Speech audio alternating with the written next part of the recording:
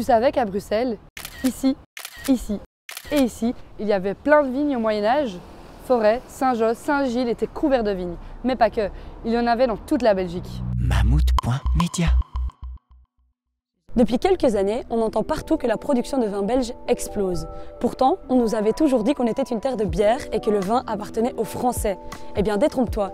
Déjà à l'époque des chevaliers, on faisait du vin, et pas qu'un peu. Pour le comprendre, on t'emmène faire un bond dans l'histoire pour en apprendre plus sur notre passé viticole. Dans son livre, Marc Vanel nous explique que la vigne est l'une des plus anciennes cultures de ce monde et le raisin, comme la pomme, sont les premiers fruits connus. On fait donc du vin depuis des millénaires. On vous épargne ici les explications de la présence du vin chez les Romains. Ce qui nous intéresse, nous, c'est le Moyen-Âge. Aux alentours du 5e siècle, la viticulture a véritablement prospéré en Belgique. Et en plus d'avoir inventé l'école, une grande figure historique a encouragé la culture de la vigne dans nos régions. C'est ce sacré Charlemagne. Les premières vignes ont été observées à Huy et à Liège, puis se sont étendues à d'autres zones de la vallée Mosane, et qui est la vallée de la Meuse. À la base, le vin était associé au monastère, à la noblesse et à l'église qui en produisaient pour se soigner ou pour la messe. Ensuite, après les moines et les aristos, ce sont les bourgeois qui ont repris le marché de la vigne et qui en faisaient principalement dans les villes belges. En gros, du 15e au 17e siècle, on a percé dans le milieu du vin. Mais toute bonne chose a une fin. Plusieurs facteurs ont contribué au déclin de la viticulture belge au XVIIe siècle. 1. L'évolution des villes. 2. Les coûts élevés de la viticulture ont rendu cette activité moins attrayante. 3. Le climat belge. Avec ses gelées aussi inattendues que brutales, la viticulture reste très compliquée. 4. La concurrence des vins étrangers. Le vin belge de nos ancêtres n'était vraiment pas bon.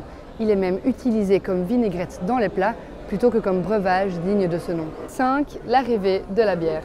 Moins coûteuse et plus saine, elle remplace petit à petit le vin dans nos régions. 6. Les guerres et les conflits ont détruit plein de vignobles pendant les périodes de troubles. Autrefois, la Belgique avait une vraie tradition viticole, surtout en Wallonie. Mais avec le temps, elle a presque failli disparaître. Heureusement, depuis les années 50, quelques passionnés ont relancé cette culture de la vigne.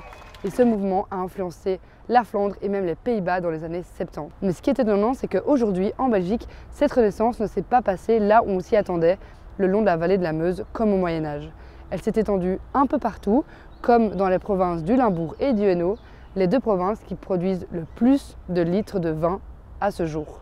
Après avoir remonté le cours de l'histoire pour dévoiler les secrets de notre passé viticole, plongeons au cœur des réalités contemporaines des viticulteurs. Aujourd'hui, la viticulture belge est en plein essor. En 2023, on comptait presque 300 vignerons, une production record de vin et toujours plus de vignes plantées. Ce développement est dû à un savoir-faire plus précis et des conditions locales et climatiques plus favorables, alors qu'à l'inverse, dans d'autres pays comme l'Espagne, la France ou encore l'Australie, ils sont obligés d'arracher des vignes à cause d'un climat trop chaud et trop sec. Comme nous l'a prouvé l'histoire, la Belgique est une terre de vin qui s'endort et se réveille. Nos vignerons sont fiers de la tradition qu'ils font perdurer et espèrent que le climat restera de leur côté. Mais l'avenir est tout de même incertain. Mammouth.media. Mammouth.media? Tu connais pas?